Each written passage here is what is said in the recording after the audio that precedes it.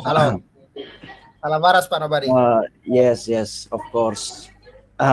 Gini, pertama mungkin ini hanya keluh kesah saya saja ini, entah ini nyambung atau tidak, tapi yang saya alami dulu saya sempat juga cukup lama berada di Islam. Saya lahir dari Islam kan, tahu sendiri. Cukur gitu. dong Pak. Ya kalau masalah cukur atau tidak itu kan kayak lifestyle ya. Jadi ada orang yang suka pakai jenggot, brewok, atau orang yang suka gondrong, atau orang yang suka cepak. Jadi tanpa beragama pun itu cuma lifestyle aja. Orang yang pengennya klimis atau metroseksual atau heteroseksual gitu. Ada yang begitu, terus ada orang yang apa adanya aja gitu kan, macam-macam. Jadi tanpa agama pun sebenarnya masalah mencukur itu ya selera masing-masing aja gitu. Tapi saya sangat mengakui bahwa dalam ajaran ini kandungan seksisme atau cabul atau syahwat itu di dalam kitabullah atau diary Tuhannya itu atau buku sucinya itu memang sangat banyak sekali. Tapi kandungan cabul atau syahwatisme ini, kandungan-kandungan yang konyol-konyol di dalam ajaran ini itu sih masih nggak seberapa. Memang saya akui sangat banyak sekali ajaran atau tuntunan yang konyol di dalam agama Islam yang saya maksud ya.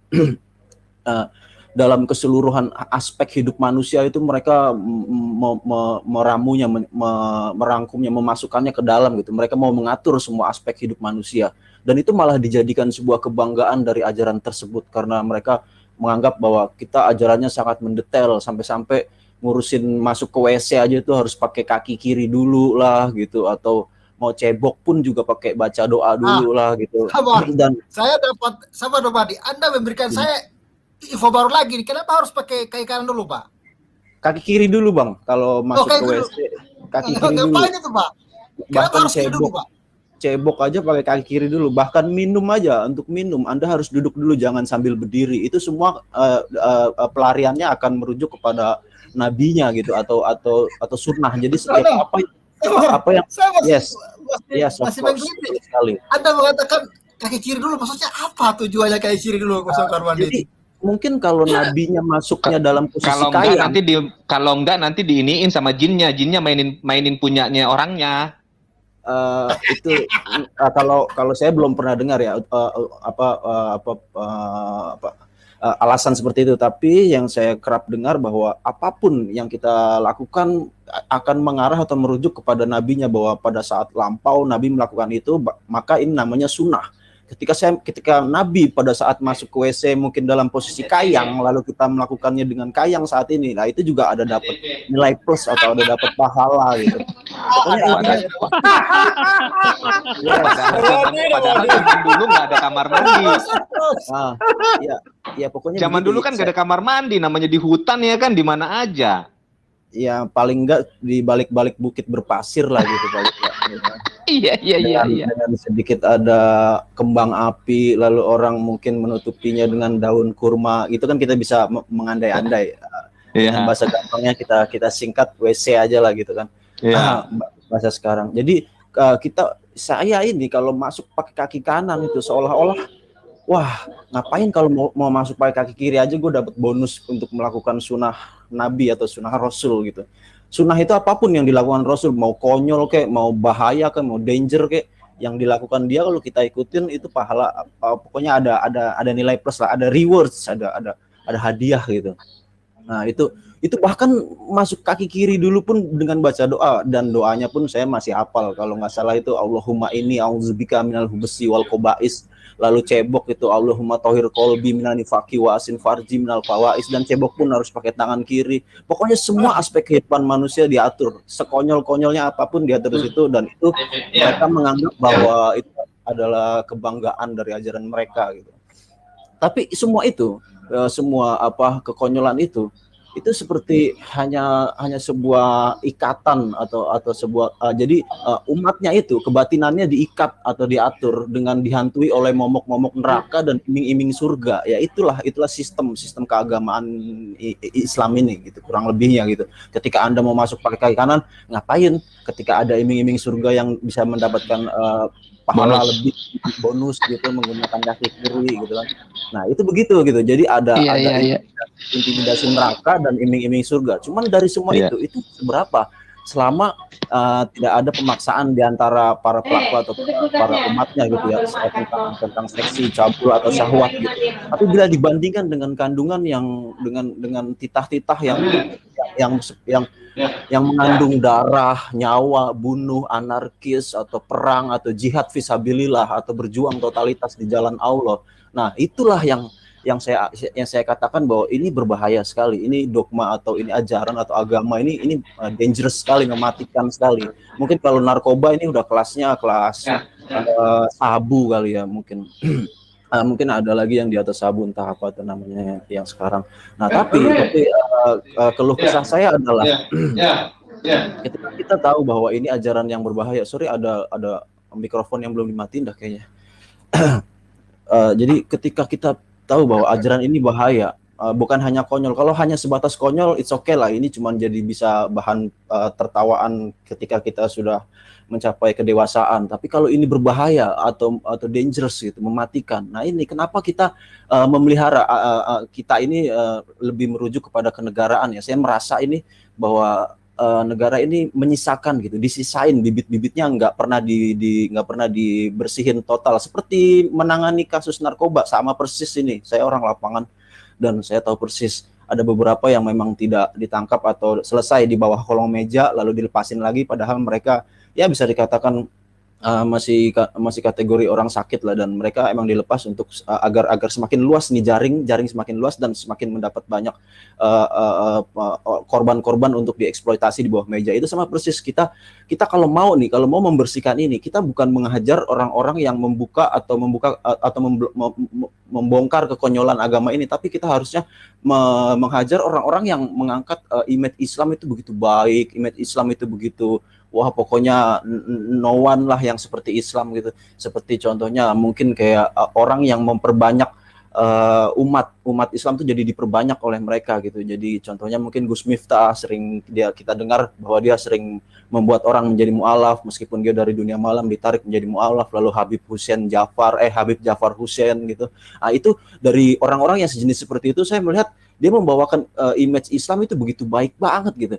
Nah, padahal dampaknya itu kalau kita lihat secara lebih tinggi lagi, kita terbang lalu kita lihat lebih luas spektrumnya, ini archipelago. Ketika orang di pelosok Nusantara melihat bahwa trennya tuh ternyata masuk Islam itu kece, keren. Lihat aja tuh, Deddy Corbuzier aja yang begitu kaya dan wawasannya begitu luas, dia bisa masuk Islam. Dan contoh lain-lainnya lagi, lalu Gus Miftah sering membuat orang masuk Islam meskipun tatonya banyak segala macam, dan orang-orang yang mungkin dari pelosok sana yang benar-benar sedang mencari agama, yang dengan tatonya yang juga sama begitu, mungkin dia juga orang dari kehidupan malam, dia akan oke, berarti tren ini atau brand ini yang diangkat ini ternyata benar, ternyata begitu baik, berarti gue oke lah mengimani Islam. Padahal dia cuma ngelihat karena kita nih di media mainstream atau anti mainstream ada yang masih mengangkat produk Islam seperti itu, seperti baik gitu, seperti indah gitu, seperti nggak ada duanya gitu. Maksudnya kebenarannya nggak ada duanya. Nah itu dampaknya bisa berbahaya di pelosok Nusantara nanti, CS semuanya kawan-kawan, karena mereka tuh di sana tuh serangannya adalah serangan offline, serangan tatap muka gitu. Mungkin mereka sekilas ngeliat dari Corbuzier pindah ke agama, is okay, berarti gue mau ngikutin dia karena kelihatannya dia nggak mungkin lah asal-asalan pindah gitu. Lalu mereka masuk nih di pelosok Nusantara dan mereka kebetulan pulsanya habis, terus bener-bener nggak punya internet, dia ketemu tatap muka, ketemu guru baru. Nah itulah bibit-bibit terorisme, sama halnya dengan bibit-bibit narkoba ini yang nggak pernah ditumpas habis gitu. Seolah-olah penanganannya itu seperti disamakan oleh penanganan narkoba. Bahkan napiter itu kadang-kala bisa digabung sama napi narkoba gitu, penanganannya sama persis, tidak pernah sungguh-sungguh disapu bersih. Akan selalu ada bibit yang disisakan, seperti salah satunya Habib Jafar Hussein dan Gus Miftah yang selalu membesarkan followers atau umat agama tersebut itu. Dan saya sih nggak ngambil keuntungan apa-apa ya dari orang-orang yang murtad, tapi saya sangat bersyukur bila itu terjadi dan semakin banyak. Nggak masalah bila memang sebagian orang itu butuh bertuhan, maka silahkanlah pilih, ada banyak agama, tapi tolong please jangan pilih Islam. demi masa depan bangsa ke depan kita harus mengejar ketertinggalan Jangan pilih Islam. Ya, jadi kampanye kita. Maju terus Pak, maju terus. Kami dukung. Dia mau pilih Kristen kayak, dia mau pilih Hindu kayak, Buddha kayak, saya nggak peduli, nggak masalah. Tapi please banget jangan pilih Islam. Beneran. Ini kita mau mengejar ketertinggalan perkembangan peradaban di kancah global masalahnya, CS. Begitu aja sih. Kurang Pak Nobadi. Ya, gimana? Di Islam itu sendiri kan sebetulnya memang ada ajaran yang baik, banyak juga ajaran yang jahat. Cuman kan ini kan kontradiksi. Jadi ada beberapa orang yang ngajarinnya baik-baik. Ketika dia nggak belajar, nggak baca, nggak mau buka wawasan, ya dia kena di situ. Gini. Makanya ini kan ajaran kontradiksi. Jadi sah-sah aja umpamanya ada yang mualaf, sah-sah aja. Nah, artinya kita tahulah sebatas mana kemampuan mereka untuk menelaah. Nggak usah dulu ngomong jauh-jauh. Kalau yang masalah ini aja cukur rambut kemaluan kita bahas, semua orang juga akan tertawa kan.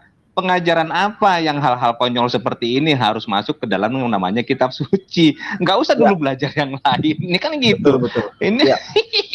Nih. Maksud saya gini.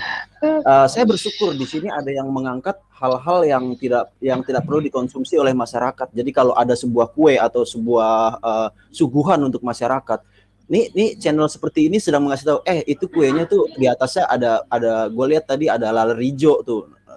Nah, channel seperti ini sedang ngasih tahu tuh kandungan-kandungan apa saja yang sudah mengkontaminasi sajian masyarakat. Nah, tapi ini ada beberapa orang yang bahkan ini influencer atau bahkan pejabat atau public figure, itu dia sekonyong-konyong ngasih tahu, nih dijamin 100% nih sampai kiamat ini makanan atau sajian rakyat ini nggak bakalan meracuni Anda. Inilah yang terbaik, inilah yang bervitamin, inilah yang bermanfaat. Nah, itu saya khawatir ya, ini kita pulaunya nggak cuma satu CS, pulau kita banyak banget CS. Nah, ketika ini sajian ini kue ini sampai di pelosok Nusantara sana, ini nggak tahu nih jadinya sampai kayak apa nih di sono nih gitu. Saya nangkep maksudnya.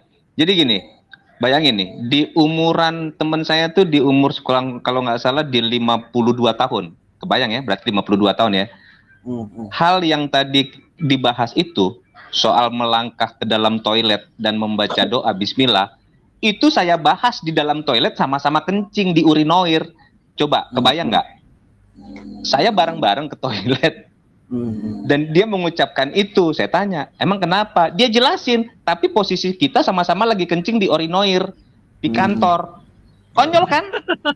Saya sampai kita tuh ketawa sambil kencing. Coba bapak-bapak ngebayangin kita lagi kencing berdua di urinoir, dia ngebahas itu, saya ketawa. Wah, kakak coba. Kan konyol. Saya butuh orang-orang seperti Anda. Andai kata semua orang ini sedunia dengan jumlah 7 miliar manusia sistem berpikirnya seperti Anda, saya nggak akan, saya langsung angkat tangan, oke, saya bisa tidur nyenyak, saya nggak akan punya dihantui oleh terorisme. Andai kata semua orang seperti Anda. Tapi kita tidak bisa menampik sebuah fakta di lapangan bahwa Tuhan juga menciptakan ada beberapa orang yang mungkin keterbelakangan mental, ada beberapa orang yang psikopat, idiot, lugu, dan mudah dibodohi. Ya, nah, betul. Orang-orang seperti ini kita harus membuat alert itu atau sebuah peringatan gitu, stay away from Islam atau stay away from Allah gitu. Pokoknya ini jangankan orang yang seperti mereka yang punya kejiwaan seperti mereka, orang normal aja yang memang dia benar-benar lagi haus akan ketuhanan dan ternyata yang disuguhkan di atas meja itu hanya sajian kue Islam ini, wah ini bisa jadi orang psikopat loh, itu baru orang normal loh, karena dia memang benar-benar kelaparan dan sajian di atas meja hanya ada Islam. Dan kita kan saya ngerti sih, nggak usah jauh-jauh lah. Si Uki itulah begitu dia brilian di dunia musik kan, tiba-tiba hijrah begitu kan, nggak habis pikir kan, ketika mengharamkan musik. Coba itu salah satu lah, memang luar biasa nih. Kalau orang udah masuk ke sana, dicuci otaknya, itulah jadi ngaco lah. Ya sebenarnya kita harusnya menyerang orang-orang yang membawa image begitu perfectnya nih sajian Islam. Nah, harusnya kita menyerang itu, begitu sempurnanya nih Islam, rahmatan lil alamin. Lalu kalau saya mau ingat-ingat nih si Habib Jafar Hussein, dia sering banget membicarakan tuh yang tidak berkompetensi dilarang berbicara. Artinya dia nih ingin membuat ring pertarungan itu semakin sempit, hanya yang boleh bertarung di situ hanya yang memiliki kompetensi atau background mungkin scholar dari keislaman atau apa. Sedangkan ini era terbukaan global, jangankan untuk menjadi ahli apa, kita nggak perlu sekolah apa, kita hanya butuh internet, kita bisa kok untuk menggali pengetahuan apapun gitu. Jadi intinya seperti ini gampangnya. Adik-adik Anda ini di rumah, saya yakin mungkin ada salah satu yang belum punya SIM. Itu kan kompetensi kan, itu kan legitimasi bahwa surat izin mengemudi berarti dia sudah diizinkan, berarti dia sudah punya skill untuk mengemudi. Tapi kan pada fakta di lapangan, saya aja ini sebesar ini, saya surat izin mengemudi saya nggak ada, saya nggak punya surat izin mengemudi motor, tapi boleh adu kalau mau balap sama saya, kan gitu intinya. Jadi gitulah, jangan ruang pertarungan itu dibuat menjadi kecil, lalu yang boleh naik ke atas ring itu adalah orang yang punya surat izin keislaman atau surat izin guru Islam atau dakwah Islam. Nah, dia tuh mengangkat itu. Jadi yang tidak berkompetensi dilarang berbicara gitu. Lalu ada lagi dia mengangkat bahwa membunuh satu nyawa sama dengan membunuh semua nyawa gitu kan. Seharusnya kita menyerang orang-orang seperti ini, yang orang-orang yang benar-benar mengangkat image Islam itu begitu sempurna ketika mereka bawakan gitu. Padahal kata-kata Tuhan ini membunuh satu nyawa sama dengan membunuh semua nyawa, itu kan bukan untuk golongan dia, di golongan dia sendiri saja. Itu tidak dihukum ketika membunuh orang yang berbeda keyakinan gitu. Ini kata-kata ini untuk orang Israel kalau nggak salah, ini kalau mau dikaji lagi silahkan. Lalu mereka bilang bahwa Islam itu bahwa pokoknya itu adalah Ar-Rahman dan Ar-Rahim. Sekalipun Tuhannya itu atau si Allah itu setiap habis memberi mandat-mandat berdarah atau perintah-perintah yang benar-benar haus darah, itu di ujung-ujungnya selalu menempelkan Ar-Rahman lah, Ar-Rahim lah. Selalu itu ada itu. Mau habis ngegodot leher orang aja Ar-Rahman Ar-Rahim. Itu loh. Jadi dia tuh seolah-olah membawakan pribadi yang arogan, sombong, seolah-olah dia merasa tidak berdosa gitu, membawakan hal-hal seperti itu tuh seolah-olah seperti itu. Ketika saya menonton orang-orang penggawa keagamaan Islam yang mau membesarkan Islam, seolah-olah dia seperti orang tidak berdosa mengatakan. Padahal kalau kita mau telaah lebih dalam, setiap tetes darah atas nama agama tersebut atau atas nama nabi atau Tuhan tersebut itu ada dosa-dosa dia, karena dia yang menyebarkan itu, dia membawakan image Islam begitu baik. Oke, di sini begitu baik.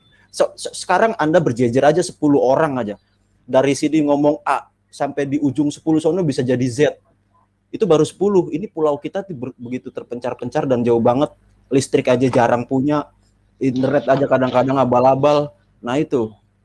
Jadi ya intinya jangan memberikan garnish di atas tai lah lalu menyajikan kepada rakyat, intinya gitu aja.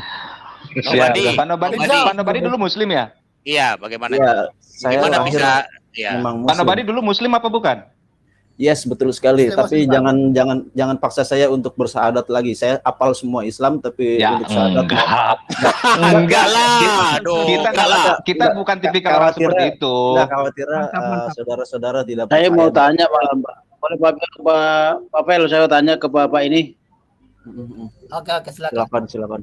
Saya tanya, ketika masuk kamar mandi kok doanya Bismillah? Memang nama Allahnya itu ilah tuh? Sebenarnya kalau saya sih jarang ya baca bismillah gitu. Kalau untuk meneteskan darah tuh Allahu Akbar ya, dulu ketika ngegodot nyawa atau leher-leher hewan itu jangan baca bismillah sebenarnya. Bismillah itu ya nggak jadi lu godot, karena Ar-Rahman maha pengasih, maha penyayang lah. Berarti Allahu Akbar nih, Allah mau besar nih, cocok nih kalau ini nih. Kalau saya begitu kan. Dan untuk memasuki kamar mandi kadang juga saya nggak baca bismillah, langsung aja Allahumma inni a'udzubika minal khubuthi wal khaba'ith. Oh gitu lah. Kalau soal perihal kamar mandi, saya sangat yakin sekali bahwa tidak semua orang itu melakukan perintah itu, gitu loh. Karena banyak juga saudara-saudara kita yang Muslim itu tidak mengerti soal hadis. Halo? Hilang dia. Putus. Malah ketendang sendiri. Ya, sinyal. Ya, pokoknya intinya garis besarnya gitu ya. Kita sebaiknya ketika ada yang memberikan sajian garnis-garnis begitu manis, ternyata itu di atas kotoran, tumpukan kotoran diberikan kepada rakyat, maka tugas kita itu untuk memberitahu bahwa itu garnish, di bawah garnish itu isinya hanya setumpuk kotoran, itu aja sih gitu. Terima kasih. Oke. Nobody, Anda luar biasa ya. Anda mencerahkan malam ini. Thank you, bro. Pak Nobody berkampanye. Oke, Pak kita Nobody ke berkampanye. Pak Jembrek dulu. Tadi Pak Jembrek sudah masuk keluar tadi.